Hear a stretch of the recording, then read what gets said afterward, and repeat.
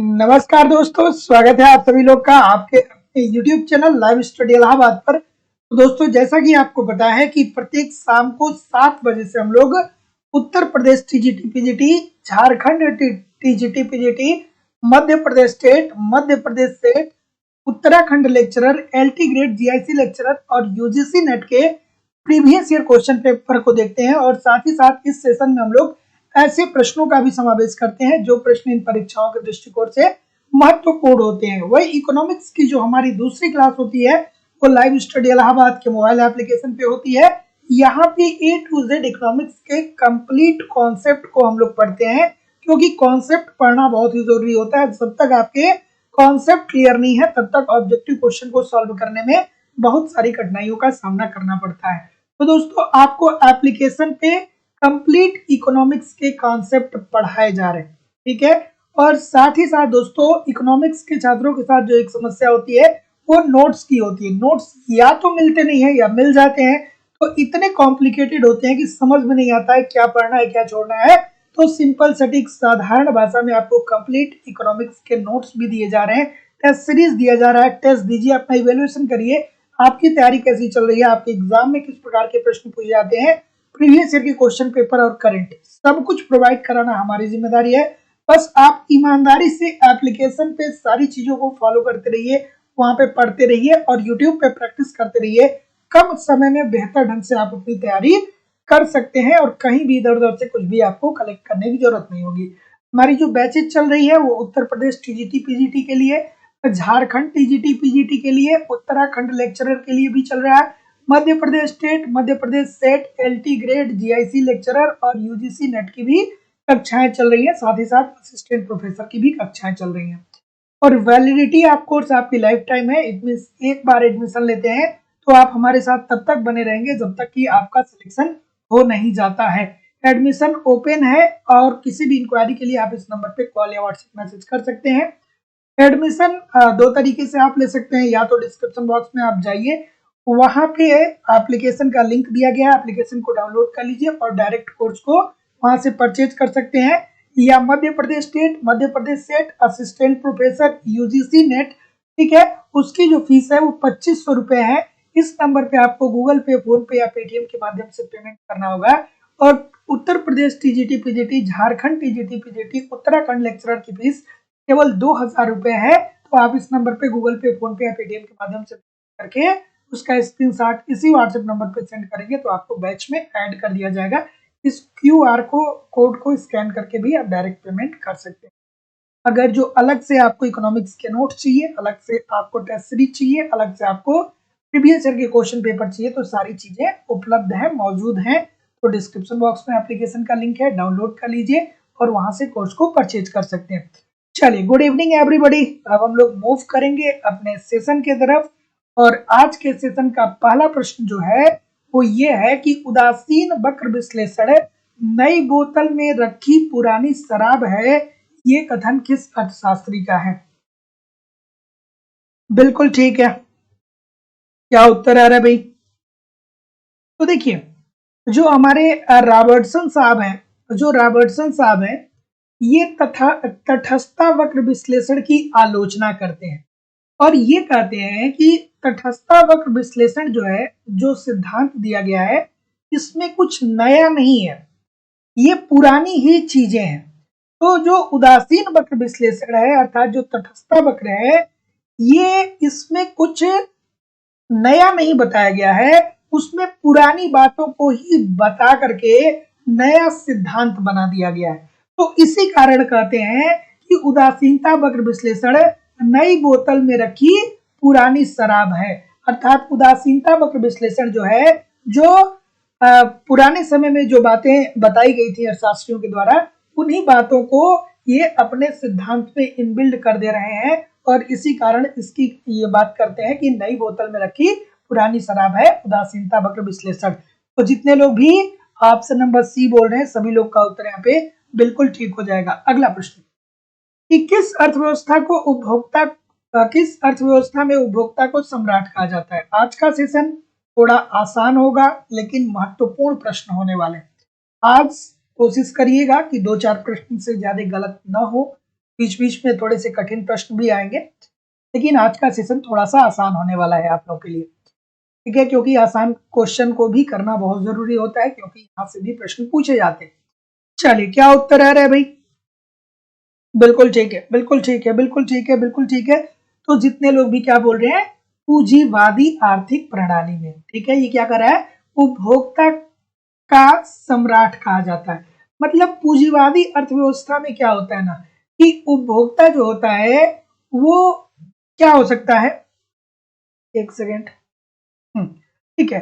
तो पूंजीवादी आर्थिक प्रणाली के अंतर्गत क्या होता है, वहां पे जो भी निर्णय लिए जाते हैं वो मांग व पूर्ति की शक्तियों के आधार पे लिए जाते हैं। तो यहाँ पे आप उपभोक्ताओं से चीट नहीं कर सकते हैं, आप उपभोक्ताओं को ऐसा नहीं है कि किसी भ्रम में नहीं रख सकते हैं, क्योंकि पूंजीवादी आर्थिक प्रणाली में बहुत सारे विक्रेता होंगे, बहुत सारे क्रेता होंगे, और बाजार शक्तियों के आधार पे कीमतों का निर्धारण होगा। तो इस वजह से एक उपभोक्ता क्या होता है, पूंजीवादी आर्थिक प्रणाली के अंतर्गत क्या होता है, सम्राट होता है, कि हमें जिस चीज की रिक्वायरमेंट है, जितनी रिक्वायरमेंट है, उस अनुसार हम अपने आप को वो अपनी वस्तुओं का उपभोग कर पाएंगे। तो जितने लोग भी सी बोल रहे हैं, ठीक बोल रहे हैं। अगला प्रश्न, कि मांग की धारणा में किसका महत्व है? मांग की धारणा में किसका महत्व है? चलिए, इस प्रश्न का उत्तर करिए। बिल्कुल ठीक है, मांग की धारणा में किसका महत्व है? क्या उत्तर आ रहा है? बिल्कुल ठीक है, बिल्कुल। तो क्या उत्तर बोल रहे हैं? मांग की अवधारणा की बात करें तो कौन याद आने चाहिए? मार्शल साहब याद आने चाहिए। और इन्होंने ही क्या कहा, कि मांग में समय भी जो होता है एक महत्वपूर्ण तत्व होता है। तो देखिए, मांग जो होता है उस इसके अंतर्गत दोस्तों स्थान का भी महत्वपूर्ण होता, स्थान भी महत्वपूर्ण होता है। जैसे भारत की बात करें तो भारत में कोल्ड ड्रिंक जो होगा वो उस इलाके में कोल्ड ड्रिंक की बिक्री ज्यादा होगी जहां पे क्या हो रहा है, कि जहां पे लोगों के पास अपना खुद का फ्रीज नहीं है, और वहां पे गर्मी जो है वो ज्यादा पड़ रहा है। ठंडी ऐसे स्थानों पर कोल्ड ड्रिंक की बिक्री काफी कम होगी जो स्थान ठंडे हैं, ठीक है। तो गर्म स्थानों पे कोल्ड ड्रिंक की बिक्री क्या होगी, ज्यादा होगी, ठीक है। समय का बिल्कुल ठीक है, कुछ प्रोडक्ट ऐसे होते हैं जो एक दिन में ही बेचने वाले होते हैं, जो टिकाऊ नहीं होते हैं, ठीक है। और कुछ प्रोडक्ट ऐसे होते हैं जो टिकाऊ होते हैं, जो आप लंबे समय तक बेच सकते हैं। जैसे हम बात करें फलों की, तो फल जो होता है वो क्या होता है, 2 4 10 दिन तक अपने पास रख के उसको बेच सकते हैं, और कीमत का आप सभी लोग को पता ही होगा। तो जितने लोग भी डी बोल रहे हैं, इन तीनों का सभी लोग का उत्तर यहाँ पे बिल्कुल ठीक होने वाला है। अगला प्रश्न, ठीक है, कल जो क्वेश्चन बचे थे वो करा दीजिए, ठीक है, मैं कल वाला क्वेश्चन देखता हूँ। अब आज तो नहीं हो पाएगा, कल ही हो पाएगा। चलिए, इस प्रश्न का उत्तर करिए। सभी लोगों से निवेदन है कि वीडियो को लाइक और शेयर जरूर कर दिया करिए, आज के सेशन में बहुत मजा आने वाला है। चलिए, क्या उत्तर आ रहा है भाई, कि उत्पादन संभावना वक्र हमें क्या बताता है? उत्पादन संभावना वक्र हमें क्या बताता है, कमेंट करके आप बताइए, ठीक है। बिल्कुल ठीक, बिल्कुल इजी सी बात है यार, सबको पता होनी चाहिए। पता है कि नहीं पता है? कोई गलत करेगा क्या? एक लोग भी गलत नहीं करने चाहिए, है ना। ये तो बहुत अच्छी सी बात है, छोटी सी बात है, बच्चों वाली बात है ना। तो उत्पादन संभावना वक्र हमें क्या बताता है, कि वस्तुओं के उत्पादन के संयोग को बताता है जो उपलब्ध साधनों से संभव है। तो option number A according to the question this is the right answer हो जाएगा। सभी लोग यही बोल रहे हैं ना, ये बोल रहे हैं तो ठीक बोल रहे हैं, बहुत इजी सी बात है। तो उत्पादन संभावना वक्र हमें क्या बताता है, याद रखिएगा, कि वस्तुओं के उत्पादन संयोग को जो उपलब्ध संसाधनों से क्या होते हैं, संभव होते हैं। तो option number A according to the question this is the right answer हो जाएगा। अगला प्रश्न ये रहा, कि वालरस का सामान्य संतुलन का मॉडल था। बढ़िया सा प्रश्न है, बिल्कुल ठीक है, बिल्कुल। इस प्रश्न का उत्तर करिए। बिल्कुल, वालरस साहब का सामान्य संतुलन मॉडल आप पढ़ते हैं तो वहां पे क्या पढ़ते हैं, वालरस साहब क्या कहते हैं? चलिए कमेंट करके बताइए। बिल्कुल, वालरस साहब क्या कहते हैं कि प्रत्येक उपभोक्ता, ठीक है, प्रत्येक उपभोक्ता अपनी आय को इस प्रकार से व्यय करता है कि उसे क्या होता है, उसकी आय से उसे अधिकतम संतुष्टि मिले, ठीक है, मैक्सिमम संतुष्टि मिले, ठीक है। तो प्रत्येक उपभोक्ता अपनी आय को इस प्रकार से व्यय करता है कि उसे अधिकतम संतुष्टि प्राप्त हो, और इसमें सभी कीमतें जो होती है वो संतुलन अवस्था में पाई जाती हैं। इस वजह से ये क्या है, एक स्थैतिक मॉडल है। तो जितने लोग भी ऑप्शन नंबर ए बोल रहे हैं सभी लोग का उत्तर ठीक है। तो वालरस का सामान्य संतुलन मॉडल क्या कहता है कि एक उपभोक्ता जो होता है वो अपनी आय को इस प्रकार से व्यय करता है कि उसे मैक्सिमम सेटिस्फैक्शन मिले, अधिकतम संतुष्टि प्राप्त हो, और जो अर्थव्यवस्था जो कीमतें हैं वो स्थिर है। इस वजह से क्या होता है, यह एक स्थैतिक मॉडल है। तो ऑप्शन नंबर ए जितने लोग भी बोल रहे हैं बिल्कुल ठीक है। अगला प्रश्न, कि कीमत प्रभाव को व्यक्त करने के लिए निम्नलिखित में से किस वक्र का प्रयोग किया जाता है? कीमत प्रभाव को व्यक्त करने के लिए किस वक्र का प्रयोग किया जाता है? आप मुझे कमेंट करके बताएंगे। चलिए बता दीजिए क्या उत्तर आ रहा है भाई। इतने सारे लोग क्लास देख रहे हैं, लाइक और शेयर की संख्या इतनी कम क्यों है? सभी लोगों से निवेदन है कि एक बार वीडियो को लाइक और शेयर जरूर कर दिया करिए। जितने लोग जुड़े हैं सभी लोग लाइक और शेयर कर दीजिए। देखिए बहुत सारे लोग जुड़े हैं फिर भी लाइक और शेयर की संख्या बहुत कम है। तो निवेदन है सभी लोगों से कि थोड़ा सा लाइक और थोड़ा सा शेयर जरूर कर दिया करिए। चलिए बताइए इस प्रश्न का उत्तर। तो ऑप्शन नंबर पीसीसी वक्र की बात बहुत सारे लोग बोल रहे हैं, डी की तरफ जा रहे हैं, ठीक है। कीमत उपभोग वक्र, पीसीसी को हम लोग क्या बोलते हैं, कीमत उपभोग उपभोग वक्र, ठीक है। ध्यान से समझिएगा क्योंकि कभी कभी कीमत उपभोग वक्र दे देगा तब आपको पीसीसी नहीं समझ में आएगा। तो देखिए सभी लोग डी बोल रहे हैं ना, हाँ डी बोल रहे हैं, ठीक बोल रहे हैं। तो कीमत प्रभाव को व्यक्त करने वाली रेखा को ही कीमत उपभोग वक्र हम लोग बोलते हैं। तो जितने लोग भी डी बोल रहे हैं सभी लोग का उत्तर यहाँ पे बिल्कुल ठीक हो जाएगा। Option number D according to the question this is the right answer हो जाएगा। ऐसा क्यों होता है, क्योंकि यह रेखा उपभोक्ता के विभिन्न तटस्थ वक्रों के साम्य बिंदुओं को मिलाने से प्राप्त होता है। तो option number D according to the question this is the right answer हो जाएगा। अगला प्रश्न, कि दो पूर्ण प्रतिस्थापन वस्तुओं की आड़ी लोच क्या होगी? बहुत आसान सा प्रश्न है, बच्चों वाली बात है, इजी सा प्रश्न है, बहुत आसान सा प्रश्न है। चलिए तो यहाँ पे अब आपको धीरे धीरे चीजें याद आनी चाहिए। यहाँ पे किसकी बात कर रहा है, पूर्ण प्रतिस्थापन की बात कर रहा है। बहुत सारे लोग कहेंगे सर जी प्रतिस्थापन सॉरी प्रतिस्थापन वस्तुओं की मांग की आड़ी लोच कैसी होती है? अगर जो केवल प्रतिस्थापन की बात करें तब से प्रतिस्थापन प्रतिस्थापन की बात करें तब इसकी मांग की आड़ी लोच कैसी होती है, बताइएगा कमेंट करके, ठीक है। तो जितने लोग भी यहाँ पे क्या बोल रहे हैं, डी बोल रहे हैं, पूर्ण प्रतिस्थापन वस्तुओं की आड़ी लोच जो होती है वो होती है इनफाइनाइट, अनंत होती है।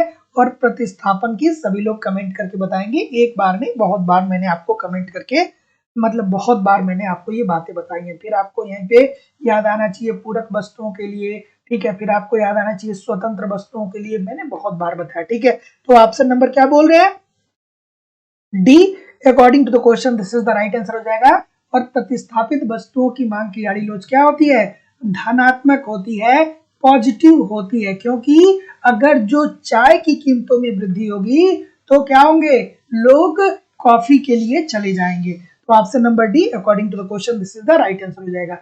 आधुनिक लगान सिद्धांत के अनुसार लगान मिलता है, चलिए भैया आधुनिक लगान सिद्धांत के अनुसार लगान मिलता है, बिल्कुल ठीक है, बिल्कुल। तो एक तो लगान का आप पारंपरिक सिद्धांत पढ़ते हैं जहां पे आप पढ़ते हैं डेविड रिकार्डो साहब को। डेविड रिकार्डो साहब क्या कहते हैं? कहते हैं कि लगान जो है ना वो केवल और केवल भूमि की उर्वरा शक्ति के कारण मिल रहा है। ठीक है, परंपरागत सिद्धांत के अंतर्गत हम लोग डेविड रिकार्डो को के लगान सिद्धांत को पढ़ते हैं और रिकार्डो साहब कहते हैं कि लगान जो मिलता है वो केवल और केवल भूमि की उर्वरकता शक्ति के आधार पर मिलता है। जो भूमि ज्यादा उर्वरक होता है वो ज्यादा लगान देता है, जो भूमि कम उर्वरक होता है वो कम लगान देता है। जो भूमि उर्वरक अर्थात लगान देता है उसे अधिसीमांत भूमि बोलते हैं, अधिसीमांत भूमि बोलते हैं। और जो भूमि उर्वरक नहीं होता है उसे हम क्या बोलते हैं? सीमांत भूमि बोलते हैं, क्योंकि वो लगान नहीं देता है। रिकार्डो साहब ने क्या कहा कि भविष्य में एक समय ऐसा आएगा जब अर्थव्यवस्था स्थिर अवस्था में पहुंच जाएगी, क्योंकि उत्पादन करने योग्य भूमि बचेगा ही नहीं। ये सारी चीजें याद आनी चाहिए। अब यहाँ पे ये तो परंपरागत सिद्धांत हो गया। अब जब आधुनिक अर्थशास्त्री आए तो उनका ये कहना था कि लगान जो होता है वो श्रम के कारण भी मिलता है, भूमि के कारण भी मिलता है और पूंजी के कारण भी मिलता है। तो जितने लोग भी डी बोल रहे हैं सभी साधनों के सभी लोग का उत्तर यहाँ पे बिल्कुल ठीक है। तो रिकार्डो ने केवल भूमि को शामिल किया, लेकिन जो आधुनिक अर्थशास्त्री है उन्होंने श्रम, भूमि और पूंजी इन तीनों से कहा कि लगान मिलता है। अगला प्रश्न, इस प्रश्न का उत्तर करिए। क्या उत्तर आ रहा है भाई? चलिए, कि एकाधिकारी के लिए उसके उत्पाद की आड़ी लोच कैसी होती है? बढ़िया सा प्रश्न है। देखिए, प्रश्न देखने में बहुत आसान लग रहा है, लेकिन प्रैक्टिस नहीं करेंगे तो चीजें क्या हो जाएंगी? गलत हो जाएंगी। ठीक है, बिल्कुल ठीक है। ऑप्शन नंबर ए बोल रहे हैं, ए बोल रहे हैं। तो एकाधिकारी में क्या होता है भैया? एकाधिकारी जिन वस्तुओं का उत्पादन करता है ना, इन वस्तुओं का कोई निकट स्थापन नहीं होता है।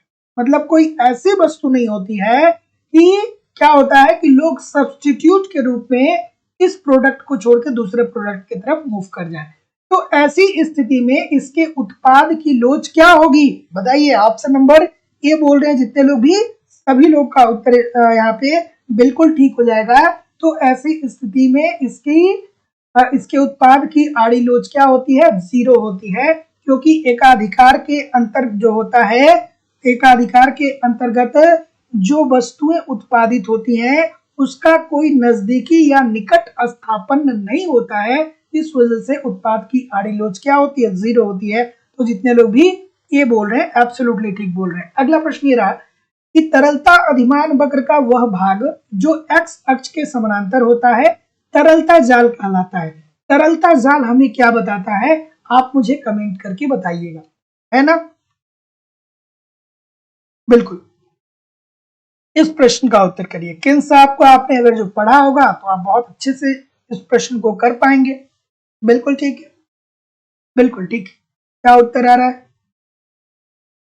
ठीक है, इन साहब तरलता जाल को क्या कहते हैं? कि ब्याज का एक ऐसा न्यूनतम स्तर होता है कि उस स्तर से ब्याज की दर और कम नहीं हो सकती है। ठीक है, और क्या कहते हैं कि ब्याज की दर ना ही कभी शून्य हो सकती है और ना ही ऋणात्मक हो सकती है। तो ब्याज की दर शून्य नहीं हो सकती है, देयर इज नो डाउट, 100% ठीक है। और अर्थव्यवस्था में ब्याज की एक न्यूनतम दर होती है, उससे कम नहीं हो सकती है। अक्सर आपके एग्जाम में यही वाला पूछा जाता है। ठीक है, और अर्थव्यवस्था की उस स्थिति में मौद्रिक नीति जो होता है वो असफल भी हो जाता है। तो जितने लोग भी डी बोल रहे हैं उपरोक्त तीनों सत्य है, सभी लोग का उत्तर यहाँ पे बिल्कुल ठीक होने वाला है। अगला प्रश्न,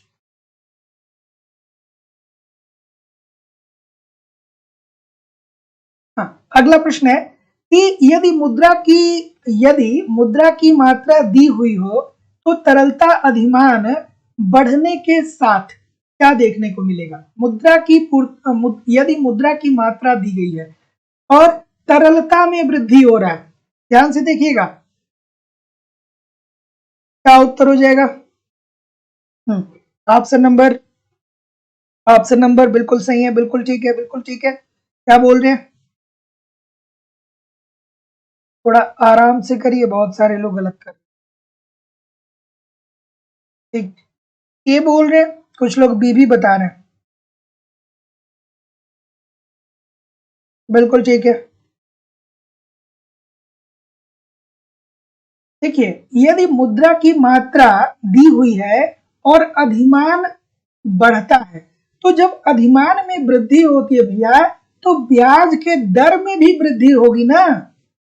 तरलता अधिमान अगर जो बढ़ेगा, तो ब्याज के दर में भी वृद्धि हो जाएगा। क्या इसका मतलब हो रहा है कि अब मुद्रा जो है वो एक तरीके से मुद्रा की मांग अब लोग ज्यादा कर रहे हैं, मतलब तरलता अधिमान क्या हो रहा है, बढ़ रहा है। और जब तरलता अधिमान बढ़ेगा तो जाहिर सी बात है कि ब्याज के दर में भी वृद्धि देखने को मिलेगी। तो ऑप्शन नंबर ए यहाँ पे जितने लोग भी बोल रहे हैं, सभी लोग का उत्तर यहाँ पे बिल्कुल ठीक हो जाएगा। अरे भाई, तरलता अधिमान या नगदी अधिमान, ठीक है, अगर जो इसमें वृद्धि होगी तो ब्याज की दर भी तो बढ़ेगी ना। इजी सी बात है, आपने बहुत बार पढ़ा होगा प्रिंस साहब को पढ़ते वक्त। ठीक है, अगला प्रश्न ये रहा कि किन्स के रोजगार सिद्धांत में उपभोग फलन क्या है। ये प्रश्न आसान है लेकिन बहुत सारी गलतियां होती हैं, थोड़ा आराम से करिएगा इस प्रश्न का उत्तर। बिल्कुल ठीक है, बिल्कुल ठीक है। ऑप्शन नंबर ए बोल रहे हैं, बिल्कुल ठीक है। और कोई भैया बी बोल रहे हैं। किन साहब किसकी मांग करते हैं भैया, किसकी बात करते हैं, प्रभावी मांग की, प्रभावी मांग की। और प्रभावी मांग के द्वारा ही क्या होता है, प्रभावी मांग के अंतर्गत क्या होता है, मांग व पूर्ति, मांग व पूर्ति। और अगर जो पूर्ति हो रहा है भैया, तो इसका मतलब कि उत्पादन में क्या हो रहा है, वृद्धि हो रहा है। बात समझ में आ रही है। और अगर जो उत्पादन में वृद्धि हो रहा है, तो इट मीन्स की आय में वृद्धि हो रहा है। तो जितने लोग भी यहाँ पे क्या बोल रहे हैं, ये बोल रहे हैं, सभी लोग का उत्तर यहाँ पे बिल्कुल ठीक है कि किन्स के रोजगार सिद्धांत में उपभोग फलन जो होता है वो किसका होता है, आय का। क्योंकि किन्स साहब ने प्रभावी मांग की बात की थी, और प्रभावी मांग में वो मांग वो पूर्तियों की बात, मांग पक्ष और पूर्ति पक्ष की बात करते हैं। तो पूर्ति पक्ष का संबंध किससे हो जाएगा, उत्पादन से हो जाएगा। और अगर जो उत्पादन में वृद्धि हो रही तो जाहिर सी बात है कि आय में वृद्धि होगी। तो वही किन्स के रोजगार सिद्धांत में उपभोग फलन जो होता है वो किसका होता है, आय का होता है। Option number A according to the question this is the right answer हो जाएगा। अगला प्रश्न ये रहा कि दीर्घकाल में न्यूनतम लागत वाली फर्म को हम क्या बोलते हैं। मोस्ट इंपोर्टेंट प्रश्न है। जितने लोग भी अभी तक सेशन को लाइक नहीं किए हैं, कृपया करके वीडियो को लाइक और शेयर जरूर कर दिया करिए। चलिए इस प्रश्न का उत्तर करिए कि दीर्घकाल में न्यूनतम लागत वाली फर्म को हम क्या बोलते हैं। इजी सी बात है, बिल्कुल ठीक है, बिल्कुल ठीक है, बिल्कुल। तो दीर्घकाल में न्यूनतम लागत वाली फर्म, जैसे कि आप याद कर सकते हैं किसको, पार्ले जी बिस्किट की कंपनी को। ठीक है, पार्ले, ठीक है, पार्ले जी की जो बिस्किट की कंपनी है उसको याद रख सकते हैं। बचपन में पार्ले जी कै रुपए का बिकता था, 4 रुपए का बिकता था। अभी कै रुपए का हो गया है, 5 रुपए का हो गया। तो ये क्या कर रहा है कि दीर्घ काल में भी अपने लागत को ये न्यूनतम किया रह रहा है। और इसी के आसपास जितनी भी बिस्किट की कंपनियां हैं वो अपने कीमतों का निर्धारण कर रही हैं। ठीक है, तो इसे हम क्या बोलेंगे, इसे हम बोलेंगे भैया अनुकूलतम फर्म। अनुकूलतम फर्म ऐसी फर्म होती है जिनकी दीर्घकाल में लागत जो होती है वो न्यूनतम होती है, और इसी अवस्था में वो संतुलन के स्तर को प्राप्त करते हैं। तो जितने लोग भी ये बोल रहे हैं सभी लोग का उत्तर यहाँ पे एब्सोल्युटली ठीक है। जिन लोगों ने भी चैनल को सब्सक्राइब नहीं किया है, चैनल को सब्सक्राइब करके बेल आइकन को जरूर क्लिक कर लीजिए। ठीक है, और थोड़ा सा सभी लोगों से निवेदन है कि वीडियो को लाइक और शेयर किया करिए। ठीक है, क्योंकि 2 घंटे की क्लास हो रही है यार, लाइक शेयर तो करना बनता है ना। अगला प्रश्न, बस आप हमारे साथ ईमानदारी से बने रहिए। इकोनॉमिक्स बच्चों का खेल लगने लगेगा अगर जो आप ठीक तरीके से 15-20 दिन हमारे साथ लगे रहे ना, तो फिर आपकी जो इंटरेस्ट होगी क्लास में ना वो आने लगेगी। आपको फिर क्या होगा ना कि आप जो होगा, आपकी जो इच्छा होगी वो होगी कि भैया चलो ठीक से क्लास को देखते हैं। लेकिन अगर जो स्टार्टिंग में देखेंगे, 1-2 वीडियो देखेंगे, फिर आपको चीजें नहीं समझ में आएंगी तो आप क्या कर देंगे, बीच में गिव अप कर देंगे। तो ऐसा नहीं करना है, आप थोड़ा सा मेहनत करिए, सब कुछ आसान हो जाएगा। जब कुछ क्वेश्चन आने लगेंगे ना तो फिर आसानी से आप सारी चीजों को कवर कर सकते हैं। चलिए इस प्रश्न का उत्तर करिए कि चैम्बरलिन के अनुसार एकाधिकार प्रतियोगिता का मूलाधार क्या है। बढ़िया सा प्रश्न है, चैम्बरलिन साहब की बात बोल रहे हैं। ऑप्शन नंबर, बिल्कुल ठीक है, बिल्कुल। तो चैम्बरलिन साहब क्या कहते हैं कि एकाधिकारी प्रतियोगिता में क्या होता है ना कि यहाँ पे जो फर्में होती हैं, इन फर्मों के उत्पादन में क्या होता है, विभेदीकरण पाया जाता है। और उत्पादन में विभेदीकरण कैसे हो सकता है, कैसे हो सकता है, या तो रंग के आधार पे हो सकता है, या तो रंग के आधार पे होता है, या तो क्वालिटी के आधार पे होता है, या तो क्वांटिटी अर्थात मात्रा के आधार पे हो सकता है। तो जितने लोग भी क्या बोल रहे हैं, जितने लोग भी ए बोल रहे हैं, सभी लोग का उत्तर यहाँ पे बिल्कुल ठीक है। तो देखिए, अगर जो हम बात करें, आप एक कमेंट करके मुझे बताइएगा, बहुत रिलीवेंट प्रश्न आपसे मैं पूछ रहा हूँ। ये बताइए कि अगर जो हम साबुन उद्योग की बात करते हैं तो यहाँ पे लाइफ बॉय हो गया, लक्स हो गया, ये क्या पूर्ण प्रतियोगिता के उदाहरण है या एकाधिकार के उदाहरण है? कमेंट करके सभी लोग बताइएगा कि जो साबुन आप यूज करते हैं, लाइफ बॉय हो गया, चाहे डब हो गया, चाहे पेयर्स हो गया, तो क्या ये एकाधिकार को इंगित करते हैं या ये पूर्ण प्रतियोगिता को इंगित करते हैं या अल्पाधिकार को इंगित करते हैं? सभी लोग कमेंट करके बताइएगा, ठीक है, सभी लोग कमेंट करके बताइएगा। तो चैम्बरलिन के अनुसार एकाधिकार प्रतियोगिता का मूलाधार क्या है, उत्पाद विभेद। और उत्पाद विभेद क्या होता है, रंग, मात्रा और आकार के आधार पे हो सकता है। तो जितने लोग भी ये बोल रहे हैं, सभी लोग का उत्तर यहाँ पे एब्सोल्युटली ठीक है। अगला प्रश्न ये रहा कि पूर्ण प्रतियोगी बाजार में एमएफसी और एएफसी होती है। चलिए बताइए इस प्रश्न का उत्तर। बिल्कुल ठीक है, बिल्कुल ठीक, बिल्कुल ठीक। तो एक बात आप ध्यान में रखिएगा, ये एकाधिकार का उदाहरण है ना? क्यों एकाधिकार का उदाहरण है? क्योंकि लाइफ बॉय का जो साबुन होता है उसका रंग और क्वांटिटी अलग होता है अन्य साबुनों से। मतलब सारे जो साबुन होते हैं ना, अगर जो उनकी क्वांटिटी, अगर जो उनके रंग, अगर जो उनकी क्वालिटी, अगर जो उनके आकार, सब में कंपेयर करेंगे तो सारे साबुनों का आकार, रंग, कलर और मात्रा, क्वालिटी, ये चारों चीजें एक जैसे नहीं होंगी। और जब ये चारों चीजें एक जैसे नहीं है तो ये क्या है, ये एकाधिकार का उदाहरण है।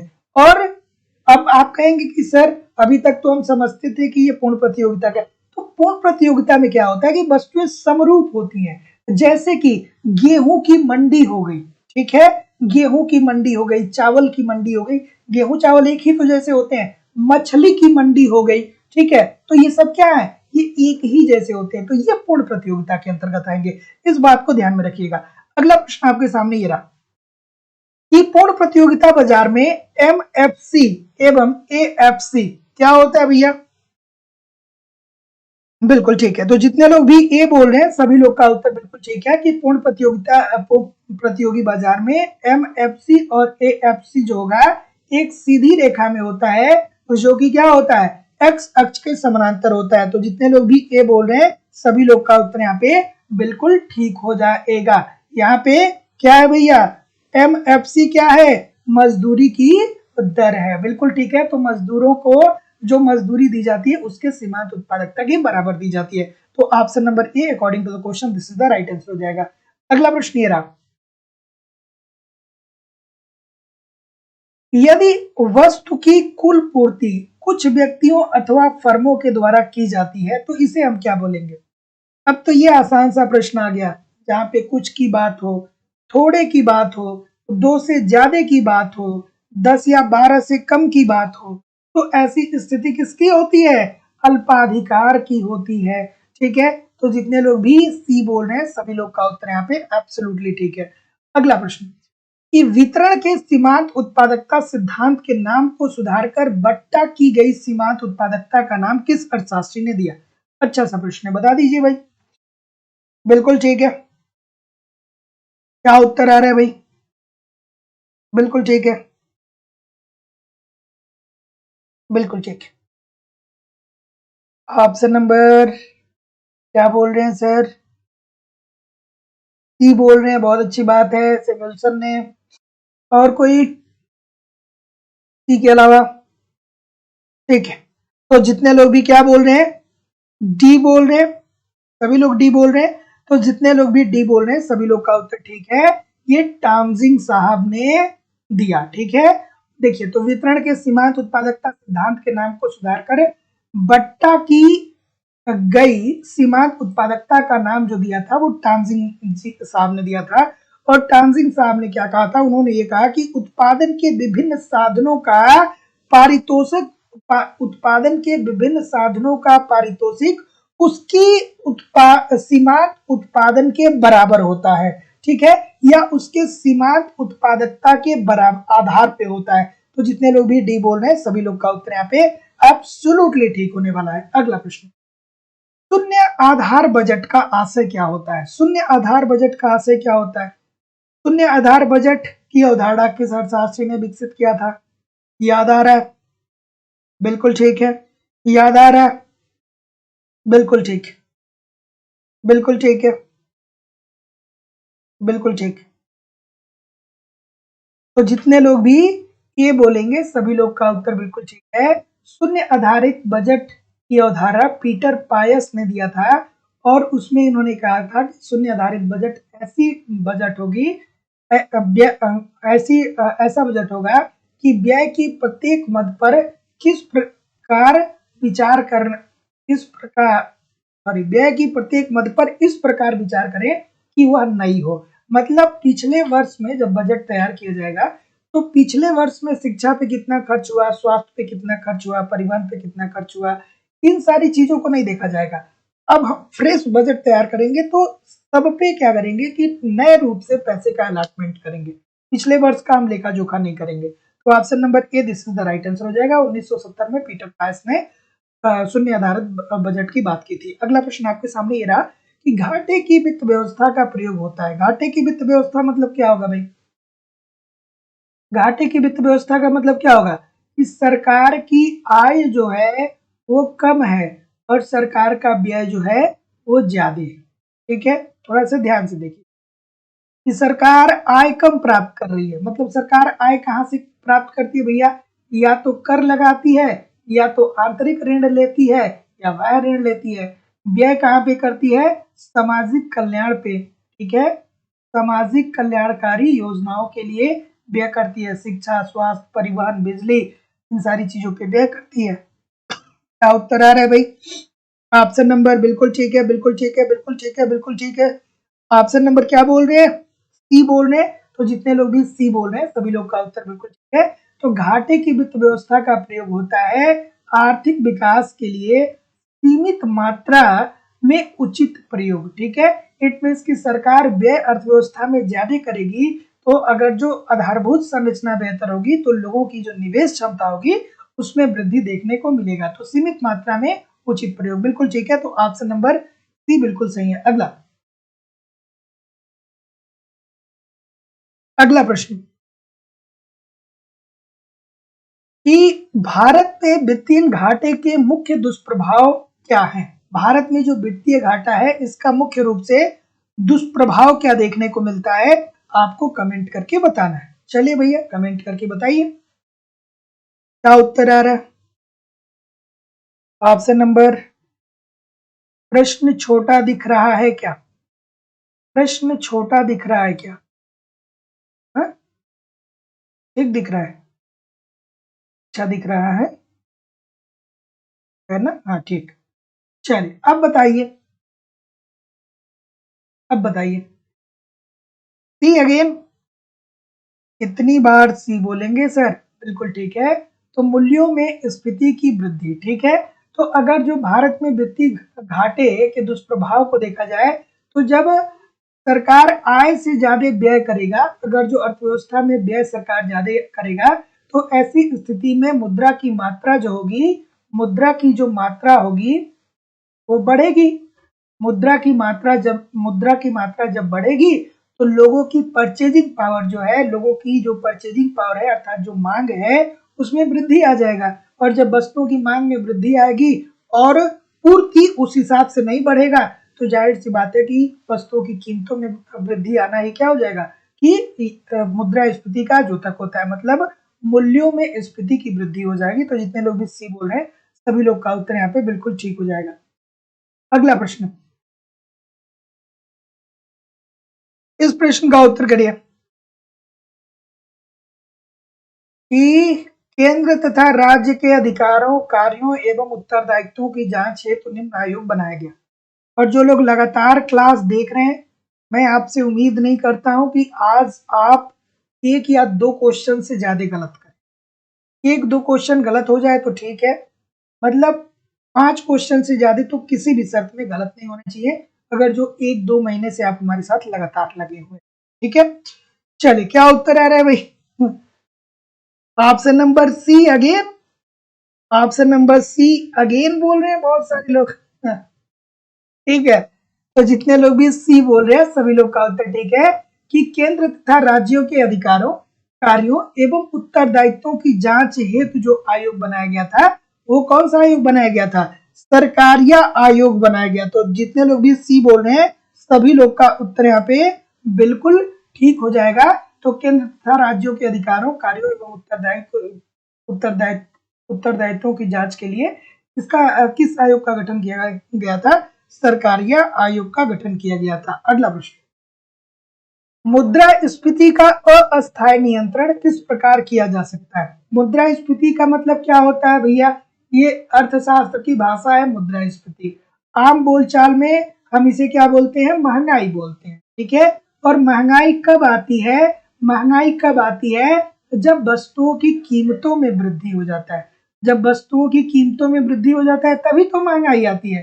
तो वस्तुओं की कीमतों में वृद्धि होना ही मुद्रास्फीति है, या महंगाई बढ़ना ही मुद्रास्फीति है। आसान भाषा में, आप अगर जो तेल खरीदने जाते हैं, 1 लीटर तेल आपको मिल गया 160 रुपए में, चीनी खरीदने गए, चीनी आपको 50 रुपए केजी मिल गया, तो आप कहते हैं ना यार महंगाई बहुत बढ़ गई है, आज के समय में क्या करना है? सरवाइव करना बहुत मुश्किल है। तो महंगाई कैसे बढ़ गई है? महंगाई इसलिए बढ़ गई है कि वस्तुओं की कीमतों में क्या हो गया है? वृद्धि हो गया। अगला प्रश्न, क्या उत्तर आ रहा है सर? एब्सोल्युटली ठीक है, बी सी, बहुत सारे लोग गलत कर रहे हैं। चलिए, मुद्रास्फीति का अस्थायी नियंत्रण किस प्रकार से हो सकता है? बिल्कुल ठीक है, तो जितने लोग भी सी अगेन बोल रहे हैं सभी लोग का उत्तर बिल्कुल ठीक है कि मुद्रा पूर्ति की वृद्धि को रोक दिया जाए। ठीक है, अगर जो मुद्रास्फीति अर्थात महंगाई बढ़ रही है तो इसका कारण क्या है? कि लोग मांग ज्यादा कर रहे हैं। ठीक है, लोग मांग ज्यादा कर रहे हैं। मांग क्यों कर रहे हैं? क्योंकि मुद्रा की मात्रा लोगों के पास ज्यादा है। लोग मांग ज्यादा कर रहे हैं लेकिन मांग के बराबर पूर्ति नहीं हो पा रही है। मांग के बराबर पूर्ति नहीं हो पा रही है। तो ऐसी स्थिति में हम लोगों के पास किसी तरीके से मुद्रा की पूर्ति की वृद्धि को रोक दिया जाए। कैसे कर सकते हैं? सरकार क्या कर सकता है? सरकार टैक्स की दर में वृद्धि कर सकता है, कर की दर में वृद्धि कर देगा। तो ऐसी स्थिति में मुद्रा पूर्ति में जो वृद्धि होगा उसको रोक दिया जाए और थोड़ी सी उसमें कमी आएगी तो आप अपने मांग को भी कम करेंगे, और मांग व पूर्ति जैसे संतुलित हो जाएगी वैसे महंगाई क्या हो जाएगी? खत्म हो जाएगी।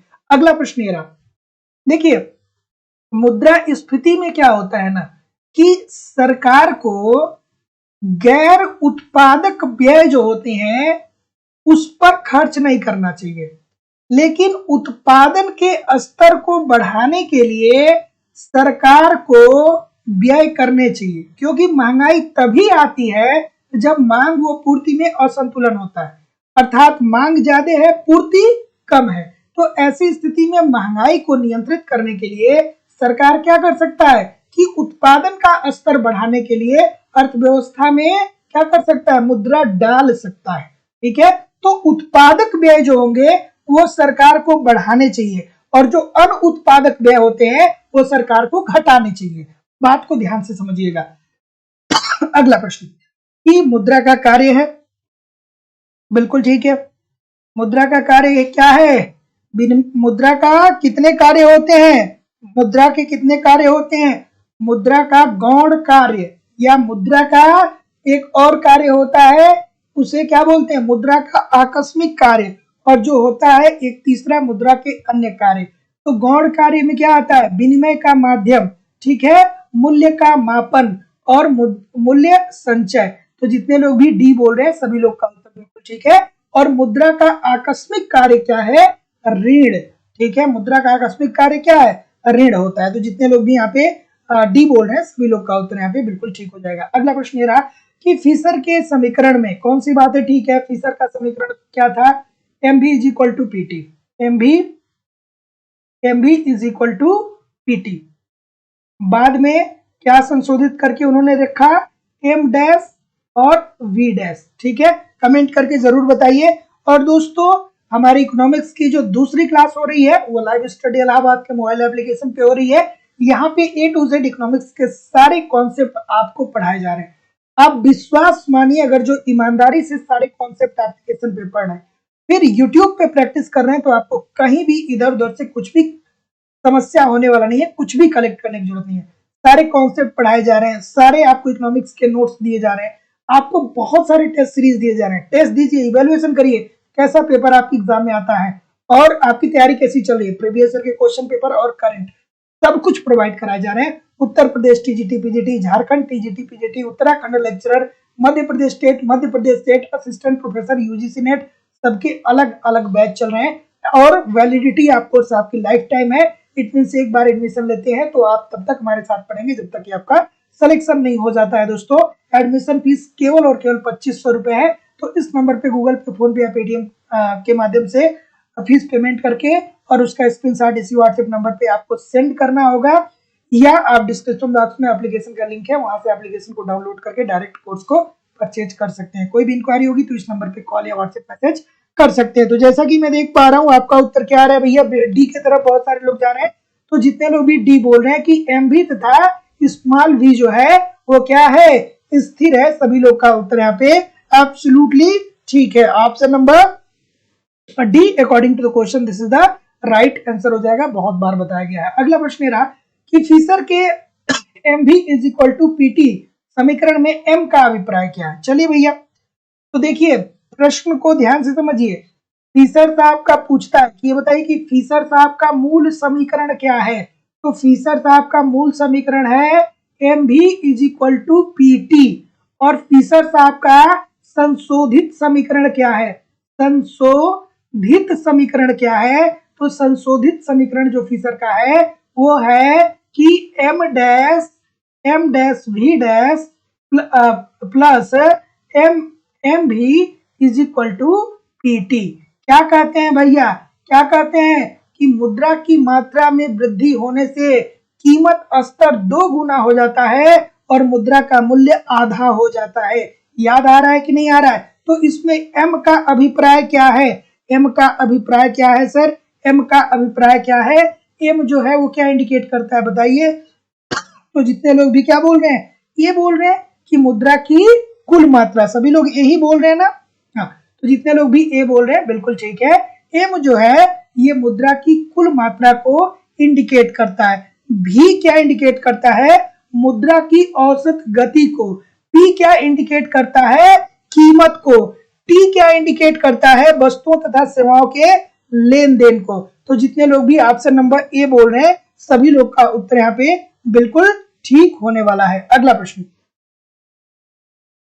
बिल्कुल ठीक है। हाँ, पीटी जो होता है वो मुद्रा की पीटी जो होता है वो मुद्रा की कुल मांग को व्यक्त करता है। बिल्कुल ठीक है। अगला प्रश्न, सभी लोगों से निवेदन है कि एक बार वीडियो को लाइक कर दीजिए और शेयर कर दीजिए। आपने चैनल को सब्सक्राइब नहीं किया है तो चैनल को सब्सक्राइब करके बेल आइकन को क्लिक कर दीजिए। प्रत्येक दिन शाम को 7 बजे से आपकी लाइव क्लास होती है। ठीक है, चलिए बिल्कुल ठीक है। कृशंकर जी, शांति सचान जी, सोनी शर्मा जी, अर्चना जी, अभी जी, दुर्गा देवी जी, राजेश कुमार जी, IM जी, उषा रावत जी, तस्लीम खान जी, श्याम मिश्रा जी, अफजल हसन जी, अक्षय जी, सुमन शर्मा जी, अली जी, देवेंद्र जी, बबीता जी, DK जी और लाल बहादुर जी, आरिफा बेगम जी, अक्षय कुमार दुबे जी। बिल्कुल ठीक है। इस प्रश्न का उत्तर करिए कि लागतों के निरपेक्ष अंतरों का सिद्धांत किसने दिया? चलिए, किसने दिया भाई? लागत के निरपेक्ष अंतर का सिद्धांत किसने दिया? तो जैसा कि मैं देख पा रहा हूं आप किसके तरफ जाएंगे सर? एडम स्मिथ साहब कहाँ पे हैं क्या? है तो हाँ है, तीसरे में है। बिल्कुल ठीक है। तो लागतों के निरपेक्ष अंतरों का सिद्धांत किसने दिया? एडम स्मिथ साहब ने दिया। तुलनात्मक अंतरों की बात कहाँ गए रिकार्डो साहब? यहाँ पे है चौथे नंबर पे। औसत लागत की बात करें तो हैबरलर साहब, और इसी के बाद बात करते हैं पारस्परिक सिद्धांत की अवधारणा कौन देता है? तो वो देता है जेसमिल साहब। या पारंपरिक मांग की बात करें तो जितने लोग भी ऑप्शन नंबर क्या बोल रहे हैं, ऑप्शन क्या बोल रहे हैं, 3, 4, 2 और 1, सभी लोग का उत्तर यहाँ पे बिल्कुल ठीक हो जाएगा। अगला प्रश्न कि विनिमय नियंत्रण प्रणाली की विशेषता क्या होती है? विनिमय नियंत्रण प्रणाली की विशेषताएं क्या होती हैं? कमेंट करके बता दीजिए सर। बिल्कुल ठीक है। विनिमय नियंत्रण की विशेषताएं क्या होती हैं?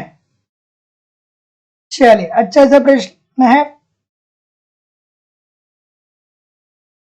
ठीक है, चलिए सदानंद मिश्रा जी, लाल बहादुर जी, बिल्कुल ठीक है। आप सभी लोग का मैं नाम ले रहा हूँ। विक्रम सिंह जी, दुर्गा देवी जी, अर्चना श्रीवास्तव जी, विजय सक्सेना जी, सुमन शर्मा जी, सभी लोग का ठीक है। जो लोग बच गए हैं वो लोग भी, उनका भी नाम मैं ले रहा हूँ। ठीक है, क्या उत्तर होगा? कि विनिमय नियंत्रण प्रणाली की विशेषता क्या होती है? इजी सी बात है। बहुत सारे लोग क्या बोल रहे हैं? डी की तरफ बोल रहे हैं, अच्छी बात बोल रहे हैं। ठीक है,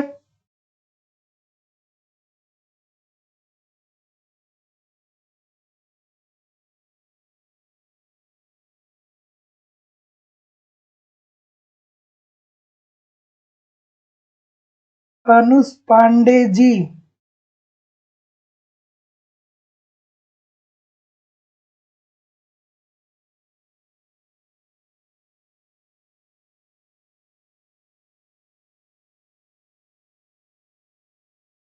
अनुष जी ऐसी बातें न करिए, ठीक है।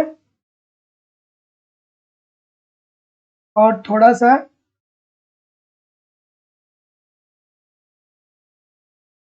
ठीक है, इस प्रश्न का उत्तर करिए कि विनिमय नियंत्रण प्रणाली की विशेषता है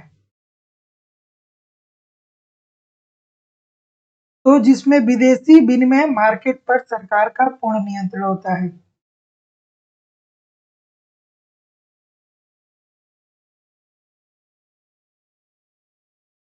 चलिए अनुज जी, आप थोड़ा सा मुझे इस नंबर पे कॉल कर लीजिएगा जरूर, ठीक है। जैसे मेरी क्लास खत्म होगी वैसे आप मुझे फोन कर लीजिएगा। हालांकि ऐसी कोई बात नहीं है।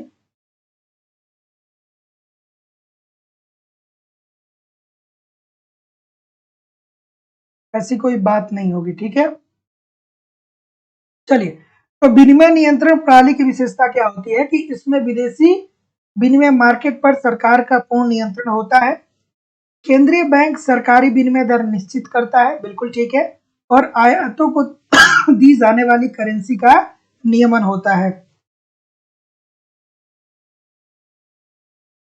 ठीक है। तो जितने लोग भी डी बोल रहे हैं, उपरोक्त सभी सभी लोग का उत्तर यहाँ पे बिल्कुल ठीक है। अगला, इस प्रश्न का उत्तर करिए कि मार्क्स की धारणा थी कि पूंजीवाद में औद्योगिक श्रमिकों की एक रिजर्व आर्मी बन जाती है, ऐसा क्यों होता है?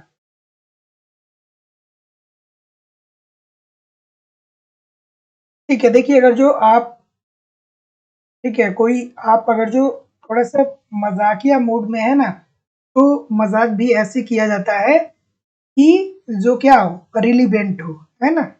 बहुत सारी बातें हैं जिससे आप क्या कर सकते हैं कि फन क्रिएट कर सकते हैं, लेकिन ऐसी बात नहीं करनी चाहिए यार कि उससे किसी को आहत हो जाए, है ना। ऐसा कुछ नहीं है। इस प्रश्न का उत्तर करिए कि मार्क्स की धारणा थी कि पूंजीवाद में औद्योगिक श्रमिकों की एक रिजर्व आर्मी बन जाती है। क्यों क्यों होता है ऐसा? तो जैसा कि मैं देख पा रहा हूं कि सी बोल रहे हैं, जितने लोग भी सी बोल रहे हैं सभी लोग का उत्तर ठीक है कि लगातार स्थिर पूंजी बढ़ने से श्रमिकों के स्थान पे पूंजी को प्रतिस्थापित किया कर लिया जाता है, ठीक है। तो मार्क्स की धारणा थी कि पूंजीवाद में औद्योगिक श्रमिकों की रिजर्व आर्मी इसलिए बन जाती है कि जब पूंजीवाद के अंतर्गत टेक्नोलॉजी का विस्तार किया जाता है, तकनीकी का विस्तार किया जाता है, तो इससे बहुत सारे श्रमिक ऐसे होते हैं कि जो क्या कर देते हैं, जिनको कार्य को छोड़ना पड़ता है, तो ऐसी स्थिति में उनकी एक रिजर्व आर्मी बन जाती है। तो एब्सोल्युटली ठीक है, ऑप्शन नंबर सी बिल्कुल सही। अगला, इस प्रश्न का उत्तर करिए।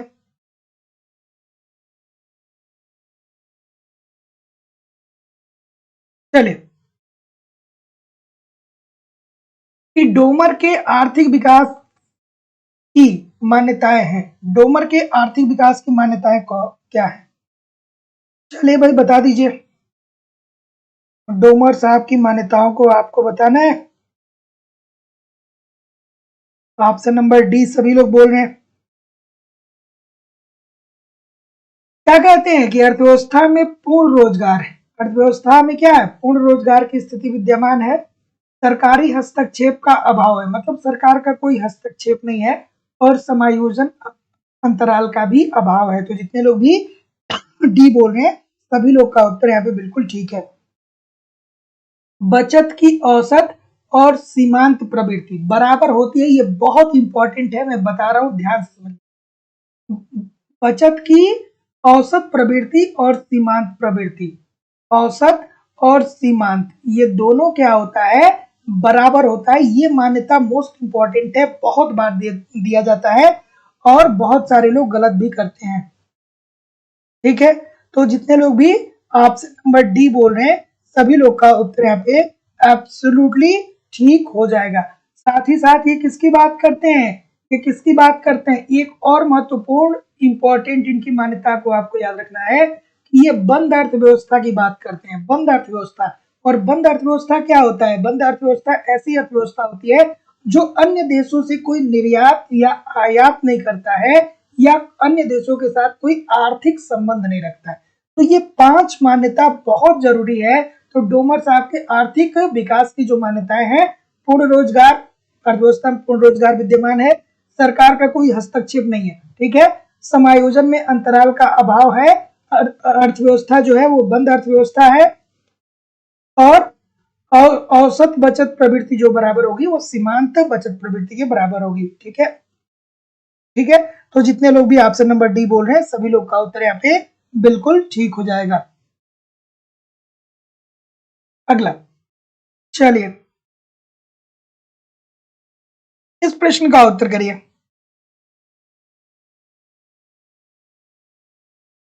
कि कृषि क्षेत्र की आय की गणना के लिए निम्नलिखित किस विधि का प्रयोग किया जाता है? चलिए भैया बताइए,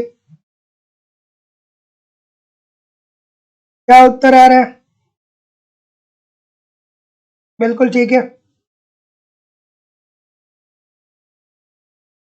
बिल्कुल ठीक है।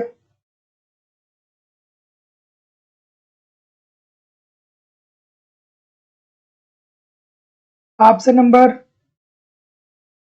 बी बोल रहे हैं, और कोई? सभी लोग बी बोलेंगे, ऐसा क्यों भाई? कि कृषि क्षेत्र की आय की गणना के लिए निम्नलिखित में से किस विधि का प्रयोग किया जाता है? तो वो किया जाता है उत्पादन विधि के द्वारा। तो जितने लोग भी क्या बोल रहे हैं, बी बोल रहे हैं, सभी लोग का उत्तर यहाँ पे एब्सोल्युटली ठीक है। तो कृषि क्षेत्र की आय की गणना के लिए किस विधि का प्रयोग किया जाता है? तो उत्पादन विधि का। और कृषि क्षेत्र किसके अंतर्गत आता है? प्राथमिक सेक्टर के अंतर्गत आता है। प्राथमिक सेक्टर के अंतर्गत क्या क्या आता है? कृषि और वानिकी। द्वितीय के अंतर्गत क्या आ जाएगा? उद्योग। और तृतीय के अंतर्गत सेवा क्षेत्र। राष्ट्रीय आय में सबसे ज्यादा योगदान जो है वो किस क्षेत्र का है? सेवा क्षेत्र का। कितना है? 54% है। और कृषि का अर्थात द्वितीय क्षेत्र का योगदान कितना है आप मुझे कमेंट करके जरूर बताइएगा। ठीक है, अगला प्रश्न। ठीक है, इस प्रश्न का उत्तर करिए कि भारतीय कृषि में सिंचाई सुविधाओं का 100% सदुपयोग नहीं हो पाता है, इसके कारण कौन कौन से हैं? अगर जो आप ग्रामीण इलाके से बिलोंग करते हैं तो सरकार हमको बहुत सारी सिंचाई सुविधाएं देता है। हमारे लिए नहरों का निर्माण करवाया है सरकार ने, हमारे लिए सरकार ने क्या किया है? ट्यूबवेल का निर्माण करवाया है। ठीक है, ट्यूबवेल का निर्माण गवर्नमेंट ने करवाया है, इसलिए ठीक है, क्या उत्तर आ रहा है भाई? ऑप्शन नंबर, हाँ, माइनिंग किस में आएगा? खनन की बात कर रहे हैं। खनन भी जो होता है वो प्राथमिक सेक्टर में ही आता है, ठीक है। माइनिंग अर्थात जो खनन होता है वो भी प्राथमिक सेक्टर में ही आता है। मत्स्य हो गया, मछली हो गया, वो भी प्राथमिक सेक्टर में ही आता है, ठीक है। खनन और उत्खनन जो होता है वो प्राथमिक सेक्टर में आता है। मछली पालन जो हो गया प्राथमिक सेक्टर में आता है। वानिकी अर्थात जो वन हो गया वो प्राथमिक सेक्टर में आता है। फिर कृषि तो पता ही है कि प्राथमिक सेक्टर में आता है। अगला प्रश्न, तो क्या उत्तर आएगा भाई? ऑप्शन नंबर, बिल्कुल ठीक है, बिल्कुल ठीक है। खनन और उत्खनन प्राथमिक सेक्टर। देखिए, भारतीय कृषि में सिंचाई सुविधाओं का 100% सदुपयोग नहीं होता है। इसके कारणों में कौन सा सत्य है? बिल्कुल ठीक है। तो जितने लोग भी ऑप्शन नंबर क्या बोल रहे हैं, बिल्कुल ठीक है। क्या बोल रहे हैं भाई? डी बोल रहे हैं। तो जितने लोग भी डी बोल रहे हैं ठीक बोल रहे हैं कि सिंचाई परियोजनाएं समय पे पूर्ण नहीं हो पाती हैं। आप गांव से बिलोंग करते होंगे, तो जब नहरों में पानी की जरूरत चाहिए तो नहर में पानी नहीं होता है, और जब नहीं चाहिए तो इतना पानी होता है कि आपकी खेतों में उसका रिसाव स्वतः ही हो जाता है। जल के वितरण हेतु नलिकाओं का निर्माण एवं भूमि का समतलीकरण का पूर्ण न होना। जैसे जो नहर है वो आप देखते होंगे कि भाई भूमि तो समतल है नहीं, कुछ जगह भूमि नीची है, कुछ जगह ऊंची है। तो अगर जो नहरों का निर्माण हुआ है तो जहां पे भूमि का तल ऊंचा है वहां पे पानी पहुंचने में समस्या होती है, ठीक है। तो भूमि का सतही स्तर ठीक न होने के कारण भी सिंचाई सुविधा ठीक तरीके से आदमी नहीं ले सकता है। कृषक सिंचाई सुविधाओं के सदुपयोग के प्रति जागरूक नहीं होते हैं, बिल्कुल ठीक है। आप गांव में देखते होंगे, एक बाहुबली होता है, कहता है क्या कहता है? कहता है भैया आज इनके खेत में ही ट्यूबवेल की पानी जाएगी, तुम्हारे में नहीं जाएगी, ठीक है। और किसी व्यक्ति से वो क्या कर लेता है? थोड़ा बहुत पैसा ले लेता है। अधिकांशतः आवश्यकता के समय जल संसाधन उपलब्ध नहीं होते, बिल्कुल ठीक है। तो जितने लोग भी डी बोल रहे हैं बिल्कुल ठीक बोल रहे हैं। अगला,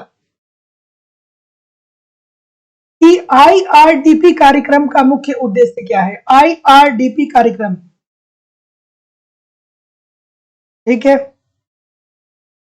सभी लोगों से निवेदन है कि एक बार वीडियो को लाइक और शेयर जरूर कर दिया करिए। सभी लोगों से निवेदन है कि एक बार, इतने सारे लोग क्लास देख रहे हैं, मैं 2 घंटे की क्लास आपके लिए लगातार ले रहा हूं, तो बिल्कुल ठीक है। शायद अब सेकेंड सेक्टर में हो गया होगा, चलिए ठीक है। अगर जो मैं करेक्ट नहीं हूं तो मैं देख लूंगा एक बार, फिर बता दूंगा, ठीक है। तो खनन और उत्खनन अगर जो सेकेंड सेक्टर में हो गया तो मैं थोड़ा सा एक बार देख लूंगा फिर बता दूंगा, ठीक है। इस प्रश्न का उत्तर करिए कि आईआरडीपी कार्यक्रम का मुख्य उद्देश्य क्या है? तो जैसा कि मैं देख पा रहा हूं, ऑप्शन नंबर क्या आ रहा है? ऑप्शन नंबर क्या आ रहा है? बिल्कुल ठीक है, बिल्कुल ठीक है, बिल्कुल ठीक है। तो समन्वित ग्रामीण विकास कार्यक्रम, फुल फॉर्म क्या है? समन्वित विकास, सॉरी, समन्वित ग्रामीण विकास कार्यक्रम, इंटीग्रेटेड रूरल डेवलपमेंट प्रोग्राम। इसकी ये प्रकाश में कब आया? 1960 में, सॉरी 1980 में प्रकाश में आया। और इसका जो उद्देश्य था वो था कि हम किस तरीके से निर्धनता को दूर करें। तो जितने लोग भी ऑप्शन नंबर क्या बोल रहे हैं, सी बोल रहे हैं, सभी लोग का उत्तर यहाँ पे बिल्कुल ठीक हो जाएगा। और आईआरडीपी जो है इसके तहत ये उद्देश्य रखा गया कि ग्रामीण क्षेत्रों में जो किसान है उनको किस तरीके से स्वरोजगार उपलब्ध कराया जाए। तो स्वरोजगार उपलब्ध होगा तो निर्धनता दूर होगा। तो जितने लोग भी सी बोल रहे हैं सभी लोग का उत्तर बिल्कुल ठीक है। अगला प्रश्न ये रहा, सूची 1 को सूची 2 के साथ सुमेलित करिए। और दोस्तों, अभी तक जिन लोगों ने वीडियो को लाइक नहीं किया है जरूर लाइक कर दीजिए, और चैनल को सब्सक्राइब नहीं किया है तो चैनल को सब्सक्राइब करके बेल आइकन को क्लिक कर दीजिए। प्रत्येक दिन शाम को 7 बजे से लेकर के 9 बजे तक आपकी क्लास होती है। कभी कभी थोड़ा सा छोटा सेशन हो जाता है तो 9 बजे तक क्लास नहीं होती है। तो सभी लोगों से निवेदन है कि वीडियो को लाइक और शेयर जरूर कर दिया करिए। डिस्क्रिप्शन बॉक्स में लाइव स्टडी इलाहाबाद का मोबाइल एप्लीकेशन का लिंक है, उसको डाउनलोड कर लीजिए। वहां पे आपको इकोनॉमिक्स के सारे कॉन्सेप्ट पढ़ाए जा रहे हैं, साथ ही साथ इकोनॉमिक्स के सारे नोट्स दिए जा रहे हैं, टेस्ट सीरीज दिए जा रहे हैं। प्रीवियस ईयर के क्वेश्चन पेपर भी आपको दिए जा रहे हैं और करंट भी आपको कवर कराया जाए। अगर जो आप ईमानदारी से एप्लीकेशन के सारे कॉन्सेप्ट को पढ़ते रहे, नोट्स पढ़ते रहे, टेस्ट सीरीज देते रहे, प्रीवियस ईयर को देखते रहे, करंट को देखते रहे, यूट्यूब पे प्रैक्टिस करते रहे, तो प्रश्न कहाँ से बनेगा भाई? सब कुछ कवर होने वाला है, कहीं भी इधर उधर से कुछ भी कलेक्ट करने की जरूरत नहीं होगी। कम समय में बेहतर ढंग से आप हमारे साथ तैयारी कर सकते हैं। एडमिशन ओपन है। Uttar Pradesh TGT PGT, Jharkhand TGT PGT, Uttarakhand lecturer, Madhya Pradesh state, Madhya Pradesh SET, UGC NET, सबका अलग अलग बैच चल रहा है। लाइफ टाइम की वैलिडिटी है। एडमिशन फीस 2500 रुपए। आप डिस्क्रिप्शन बॉक्स में एप्लीकेशन का लिंक है, डाउनलोड करके डायरेक्ट कोर्स को परचेज कर सकते हैं। क्या उत्तर आ रहा है भैया? इंडिया ब्यूरो ऑफ माइंस की बात करें तो 1948 में, तेल और प्राकृतिक गैस आयोग की बात करें तो 1955 में, ऑयल इंडिया लिमिटेड की बात करें तो 1959 में। तो क्या बोल रहे हैं? 3, 2, 1 बोल रहे हैं, तो ठीक बोल रहे हैं। अगला प्रश्न आपके सामने ये रहा। भारत एक धनी देश है जहां निर्धन निवास करते हैं, ऐसा क्यों है भैया? ऐसा क्यों है? बिल्कुल, इस प्रश्न का उत्तर करिए। बिल्कुल ठीक है। क्या उत्तर आ रहा है भाई?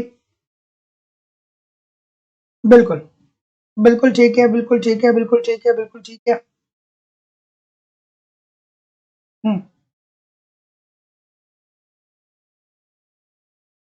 क्या बोल रहे हैं सर? हम एक धनी देश हैं फिर भी निर्धन हैं, ऐसा क्यों है? ऐसा क्यों है भाई?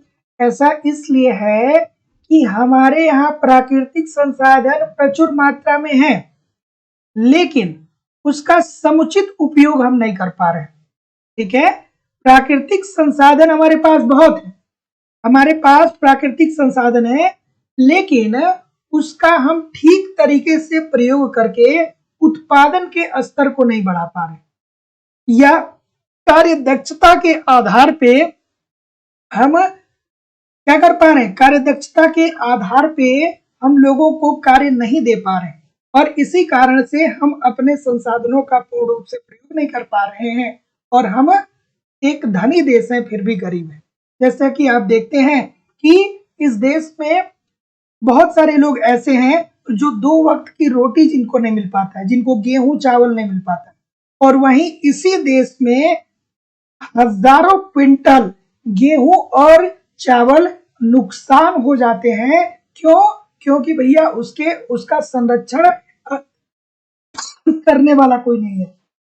ठीक है, अगला प्रश्न। इस प्रश्न का उत्तर करिए। क्या उत्तर होगा? बिल्कुल ठीक है। चलिए, सूची 1, सूची 2 अगेन सुमेलित कर दीजिए भैया। क्या उत्तर आ रहा है? भारतीय औद्योगिक वित्त निगम। बिल्कुल ठीक है। तो पढ़ते हैं ना कि सबसे पुरानी वित्त संस्था कौन सी है? तो भैया ये वही वाली है, भारतीय औद्योगिक वित्त निगम। ठीक है, इसकी स्थापना कब हुई थी? 1948 में। ठीक है, IFCI, भारतीय औद्योगिक साख एवं निवेश लिमिटेड की बात करें तो 1955 कहां पे? अच्छा, तीसरे में। भारतीय औद्योगिक विकास बैंक की बात करें तो IDBI की बात करें तो 1964 में, और भारतीय यूनिट ट्रस्ट की बात करें तो 1963 में। तो क्या बोल रहे हैं? 4, 3, 2, 1 बोल रहे हैं, तो आप ठीक बोल रहे हैं, अच्छा बोल रहे हैं, बढ़िया कर रहे हैं। अगला प्रश्न ये रहा, थोड़ा सा आराम से करिएगा क्योंकि बहुत मजेदार प्रश्न है ना? बहुत प्यारा सा प्रश्न है और बहुत मजेदार प्रश्न है। सूची 1 को सूची 2 में सुमेलित करिए। सूची 1 को सूची 2 से सुमेलित करिए। चलिए भाई, सूची 1 को सूची 2 के साथ सुमेलित करिए। आयात अधिकार योजना की बात करें तो ये किससे संबंधित है? ठीक है, ये नई आयात नीति से संबंधित है। क्या बोल रहे हैं? नई आयात नीति से संबंधित है। और कोई बात? हाँ हाँ, क्या बोल रहे हैं? 2 और निर्यात आयात पासबुक की बात करें तो ये निर्यात आयात नीति से संबंधित है। स्वर्ण स्थिति प्रमाण पत्र की बात करें तो किससे संबंधित है? ये संबंधित है निर्यात आयात नीति से। और विशेष आर्थिक क्षेत्र की स्थापना की बात करें तो ये निर्यात आयात नीति 2000 से संबंधित है। ठीक है, थोड़ा सा टेक्निकल है, मिला लीजिएगा। आयात अधिकार योजना की बात करें तो नई आयात नीति 1975-76 से संबंधित है। आयात निर्यात पासबुक की बात करें दोस्तों तो ये निर्यात आयात नीति 1985 से संबंधित है। स्वर्ण स्थिति प्रमाण पत्र की बात करें तो ये निर्यात आयात नीति 1999-2000 से संबंधित है। और विशेष आर्थिक क्षेत्र की स्थापना की बात करें तो ये निर्यात आयात नीति 2000 से संबंधित। अब ऐसे प्रश्नों को थोड़ा सा आपको क्या करना पड़ेगा? ध्यान से पढ़ना पड़ेगा। अगला प्रश्न है, बढ़िया प्रश्न है, मजेदार सा प्रश्न है कि मांग वक्र प्रदर्शित करता है। मांग वक्र क्या प्रदर्शित करता है सर, बता दीजिए। सभी लोगों से निवेदन है कि आप लोग एक बार वीडियो को लाइक और शेयर कर दीजिए। इतने सारे लोग क्लास देख रहे हैं फिर भी लाइक और शेयर की संख्या बहुत कम है, तो सभी लोगों से निवेदन है कि वीडियो को लाइक और शेयर जरूर कर दिया करिए। इस प्रश्न का उत्तर करिए। क्या उत्तर होगा भाई? ऑप्शन नंबर, देखिए जितने लोग लाइव क्लास देखते हैं ना उतना भी लाइक नहीं होता। ये चीजें थोड़ी सी डिमोटिवेट करती। मैं 2 घंटे का क्लास आपके लिए लेता हूँ, एक लाइक करने में क्या जाता है ना? एक लाइक एक शेयर करने में क्या जाता है? कहा जाता है ना कि फ्री का ज्ञान कारगर नहीं होता। तो अगर जो आप एक लाइक और एक शेयर कर रहे हैं तो आप फ्री का ज्ञान नहीं ले रहे। चलिए बता दीजिए इस प्रश्न का उत्तर। तो ऑप्शन नंबर बी सभी लोग बोल रहे हैं कि वस्तु की कीमत और मांग में विपरीत संबंध होता है। तो मांग वक्र क्या प्रदर्शित करता है? यही तो कहता है कि अगर जो वस्तुओं की कीमतों में वृद्धि होगी, वस्तुओं की कीमतें बढ़ेंगी तो मांग में क्या आ जाएगी? कमी आ जाएगी। या वस्तुओं की कीमतों में कमी आएगी तो मांग में वृद्धि हो जाएगी। यही तो होता है ना। आप गए चीनी खरीदने के लिए और आपको ये लगा कि 40 रुपए पर केजी के हिसाब से चीनी मिलेगा, तो हम क्या करेंगे? 4 केजी खरीद लेंगे। आप गए वहां आपको पता चला ऑफर चल रहा है, 35 रुपए पर केजी के हिसाब से मिल गया, आपने कहा 4 नहीं 8 केजी खरीद के ले। तो क्या हो जाएगा? Option number B this is the right answer हो जाएगा। अगला प्रश्न, बिल्कुल ठीक है, इस प्रश्न का उत्तर करिए।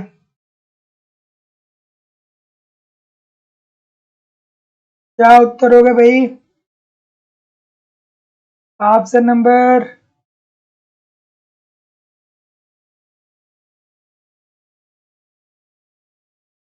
बिल्कुल ठीक है।